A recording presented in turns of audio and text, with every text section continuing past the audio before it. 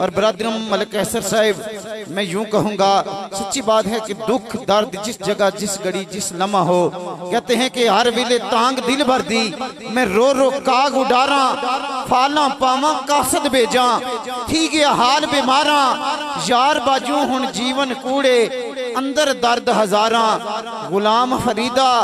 मैं रोमा ही में जिमें विछड़ी कूंज कतारा, गुलाम फरीदा मैं रोवा ही में जिमें विछड़ी कूंज कतारा।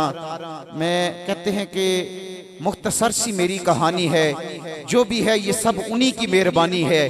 जितनी सांसों ने हक अदा किया है उनका, बस वही मेरी जिंदगानी है। अरे जितनी सांसों ने हक अदा किया है उनका, बस वही मेरी जिंदगानी है। प्यारे भाई जनाब मोहम्मद मतलूब सुल्तानी साहब, आपसे दरख्वास्त है कि आप अपनी हाज़री बाज़ूर सरवरे कौनैन पेश करें।